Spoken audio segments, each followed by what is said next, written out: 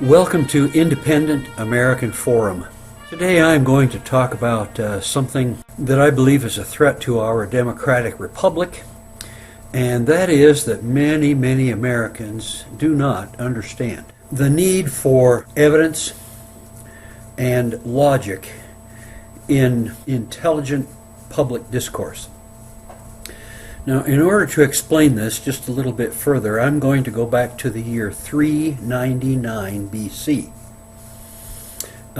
In 399 BC, there was an important trial going on in a very important city. A teacher, a philosopher, was on trial for his life. Prosecutor was a man named Meletus. The teacher was being accused of blasphemy and corrupting the youth of the city. They held that trial for some time, and at the end of it, the teacher, the philosopher, was found guilty. And he was given his choice. He could leave the city forever, or he could be put to death. Well, the philosopher's name was Socrates. Now, Socrates himself did not leave any writings of his own. Everything that we know about Socrates was because his students wrote about it. The most famous of those was Plato.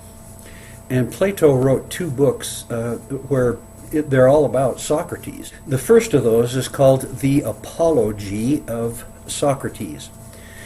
In this sense, the word apology does not mean when you go around saying, I'm sorry I did this and I'm sorry I did that. It comes from the Greek word apologia, which means a formal defense of a position. And so when Plato was talking about the apology of Socrates, he's talking about the formal defense that Socrates made in his own trial.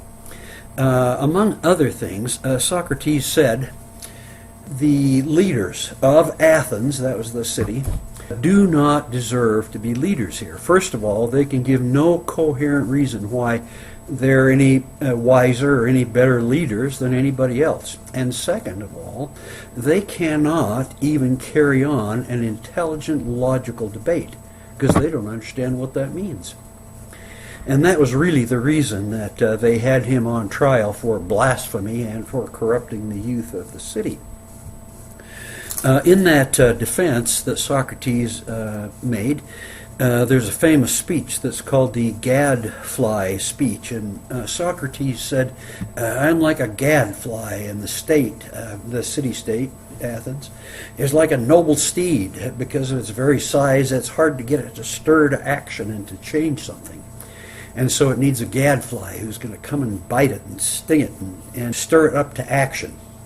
He also said, you folks here in this trial who are watching this may think that I'm here to defend myself for my own benefit. But that is not true. I'm here for your benefit because you need to understand the importance, the crucial importance of being able to use logic and evidence. And leaders who don't use logic and evidence are essentially demagogues. Well, I would like to suggest to you that that's still true. We have a number of leaders and a number of propagandists who are the lapdogs of the would-be tyrants, the would-be demagogues, who simply refused to present any coherent, cogent logic or evidence about the claims that they make. I want to tell you about Plato's second book. It's even more famous than the Apology of Socrates, and that one is called The Republic. Well, Plato's Republic is something that classical scholars have studied for generations. Our founding fathers, when they studied history at William and Mary College or at Harvard or one of the other few universities that date back that far, they were studying classical history. They went back and studied the Greeks. And one of the things that they would have read, very possibly cover to cover, and would have had a number of assignments that they had to discuss and answer in class, was the Republic. Well, in the Republic, most of the conversations that are recorded in there are conversations between Socrates and some other person. Some of those other persons may have been fictional characters that Plato just put in there to illustrate a point. Some of them were known politicians. Some of them were other students of Socrates who wanted to be philosophers. So they were philosophers in training. According to Plato, when Socrates wanted to hold a conversation and have somebody prove something, they had to go through certain crucial steps.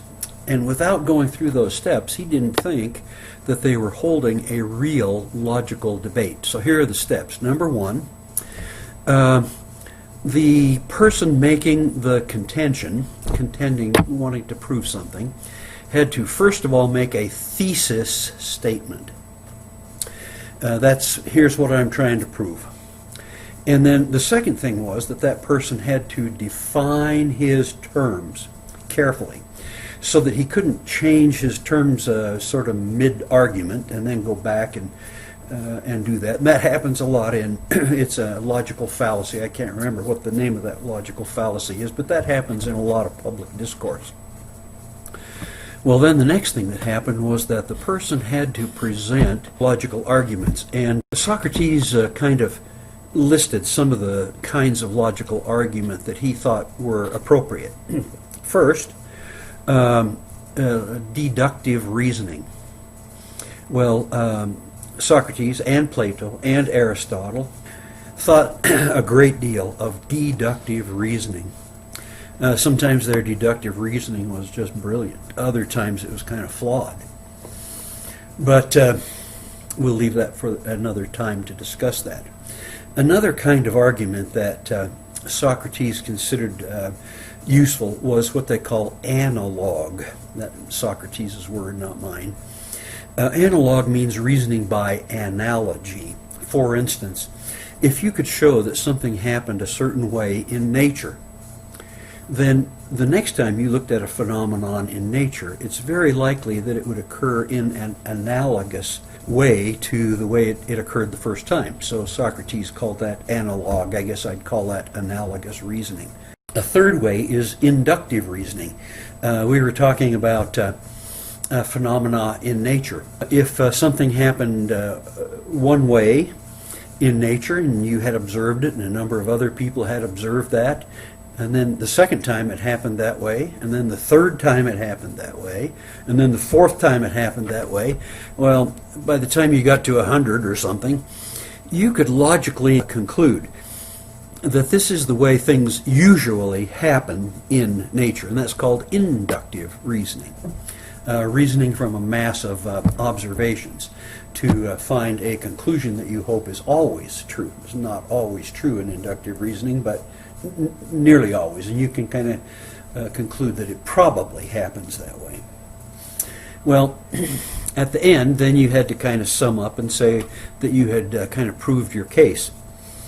The tradition in American education, particularly in American graduate schools, that a graduate student must write a thesis and then must defend that thesis by oral arguments. And this was one of the major deficits that Socrates contended the leaders of Athens did not do well, did not understand how to do. Now, I would like to suggest something to you. I would like to suggest that we have political leaders today who do not know how to use logical argument. Rather than using logical arguments, they use character assassination. They use unproven conspiracy theories, and they want people to believe them just because they said something is true. Socrates would not have bought that, and neither should we. And I kind of wonder if in a democratic republic, if it shouldn't be a requirement that its citizens learn to use logical argument and learn to identify logical fallacies in argument. I'd also like to suggest to you that it's important for citizens to understand history. I am concerned about the United States of America. I'm concerned that our democratic republic is today hanging, as it were, by a single thread. And I'm concerned that our leaders, particularly some of the current leaders of the Republican Party, are deliberate demagogues and would-be dictators. And you can identify these people easily by their inability to use real logic and real evidence. May God bless the United States. May God preserve the United States and our Constitution. Thank you.